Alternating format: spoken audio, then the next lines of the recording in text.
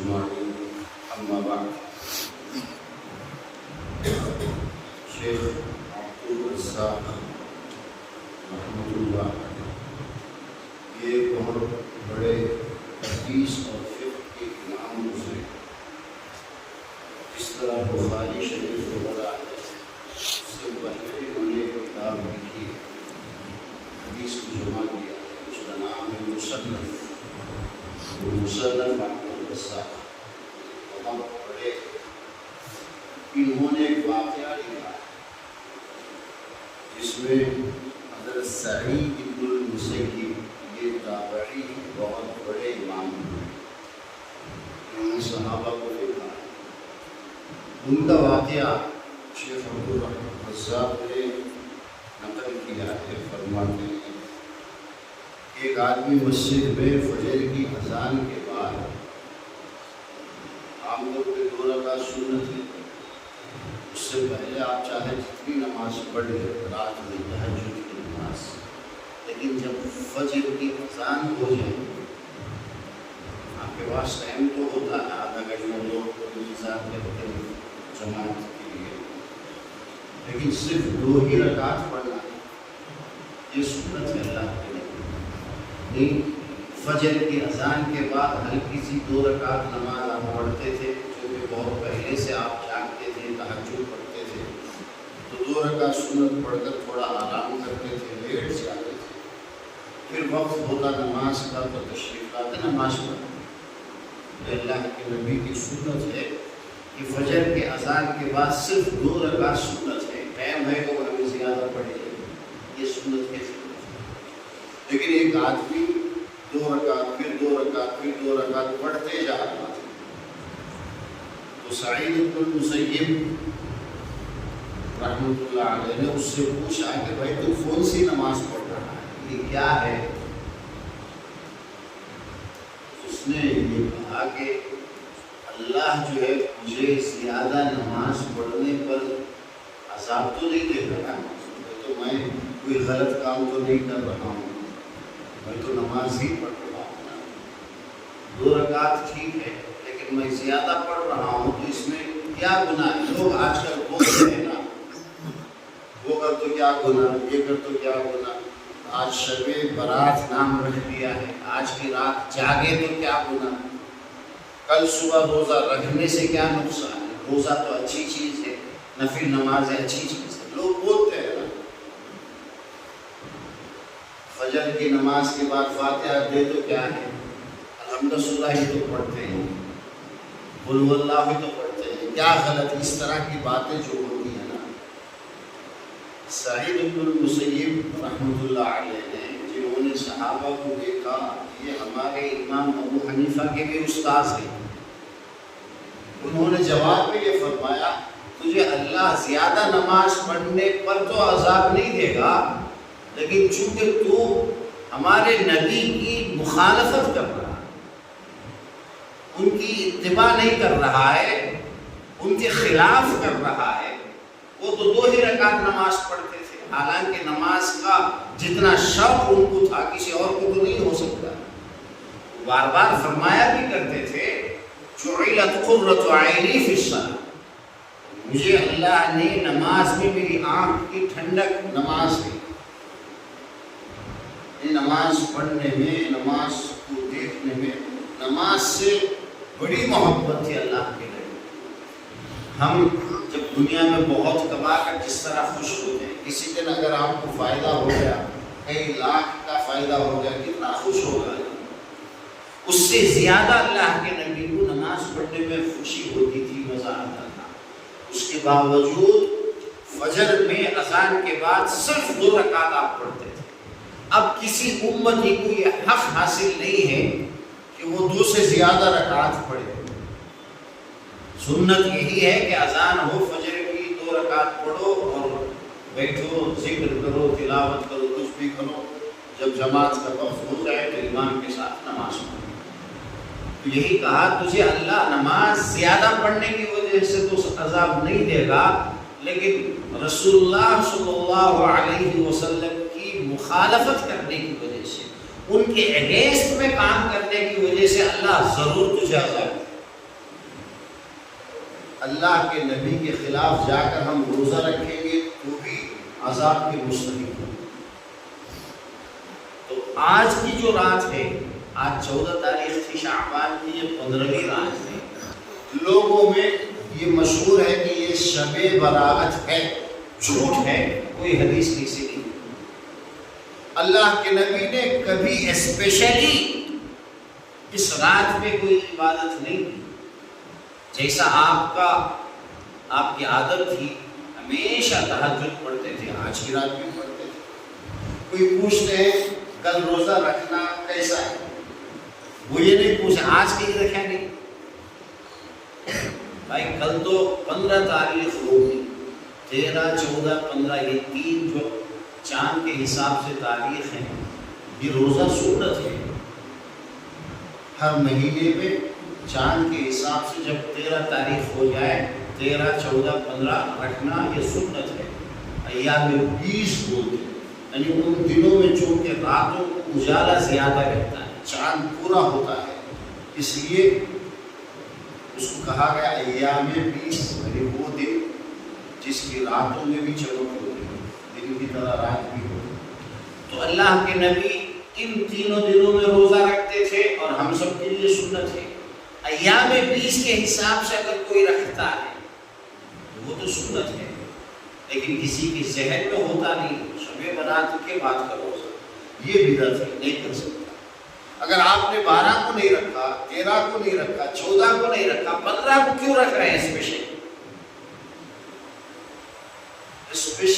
اس رات کے حساب سے جاگنا اور صبح کو روزہ رکھنا یہ غلط ہے، کوئی اسپیشل نہیں۔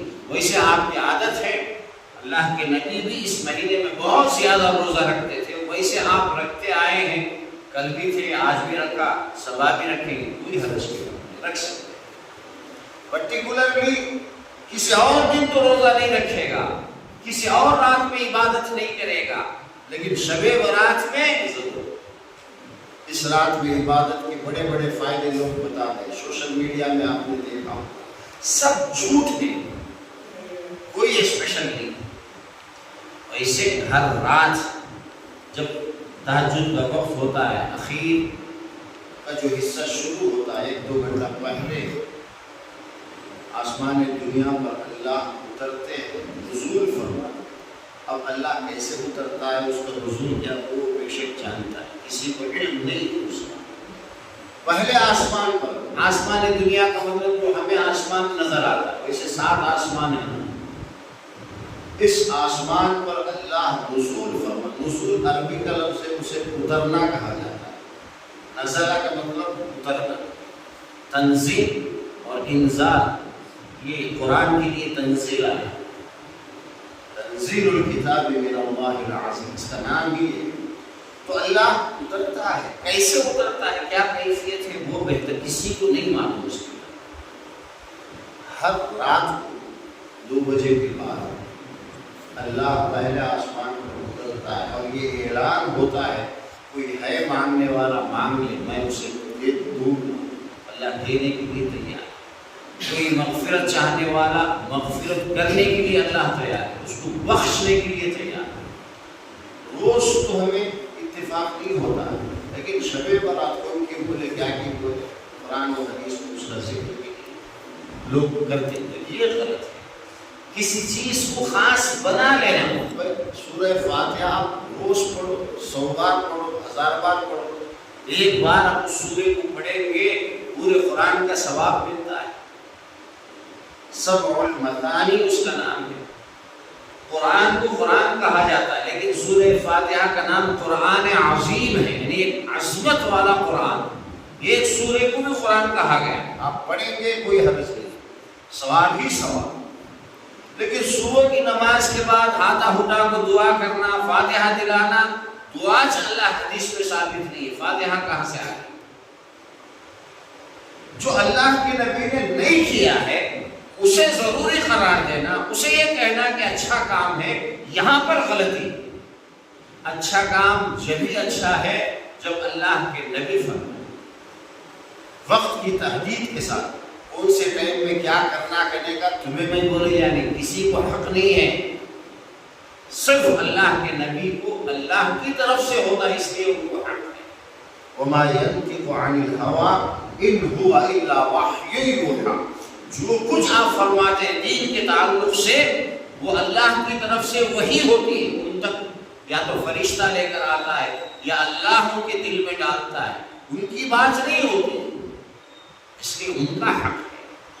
وہ یہ کہہ سکتے ہیں کہ تم جو ہے نماز کے بعد، ہر فرض نماز کے بعد ایک بار آیت الکرسی، اگلی نماز تک کے بعد آیت الکرسی پڑھی گیا، قل هو اللہ پڑھنے کی بات ہے، قل اعوذ برب الفلق پڑھنے کی بات ہے، قل اعوذ برب الناس پڑھنا ہے، سلام پھیرنے کے بعد ایک بار ہر نماز کے بعد، مغرب اور فجر میں 3 بار، یہ سنت ہے، ہم اس کو مانتے ہیں۔ لیکن الحمد کا سورہ تو نماز میں ضروری ہے، ایک رکعت بھی آپ کی بغیر الحمد کا سورہ پڑھے ہوئے نہیں ہو سکتی، ہم پڑھتے ہیں، لیکن سلام پھیرنے کے بعد اللہ کے نبی نے سورہ فاتحہ الحمد کا سورہ کبھی نہیں پڑھا، آیت الکرسی پڑھو۔ اب کوئی یہ کہے کہ الحمد کا سورہ پڑھو، قل هو اللہ بھی پڑھو، یہ رسول کو ملا کہ نام دی فاتحہ، یہ نام اللہ نے نہیں دیا، اللہ کے نبی نے نہیں دیا۔ آپ قرآن کھولیں گے سب سے پہلے پیج میں الحمد کا سورہ لکھا ہوا ہے، اس کے اوپر نام، اس سورے کا نام الفاتحہ، سورۃ الفاتحہ لکھا ہوا، وہ ایک سورے کا نام سورہ فاتحہ ہے۔ الحمد کا سورہ، قل هو اللہ، 3 بار، پھر درود شریف، سو ملا تو اس کا نام فاتحہ کرنے کا ہمیں بنا لیں۔ قل هو اللہ کا نام ہے سورہ اخلاص، اور درود کا نام درود ہے، درود ابراہیم ہے جو ہم نماز میں پڑھتے ہیں۔ ہم کون ہوتے ہیں جو ایک الگ نام اسے رکھ کر اب اسے فجر کی نماز کے بعد ضروری قرار دینا ہے؟ نہیں تو نماز ہوتا نہیں، نماز کو لانے والے ہی نہیں ہوتے۔ تو جو چیزیں اللہ کے نبی سے ثابت ہے اتنا ہی کرنا ہے۔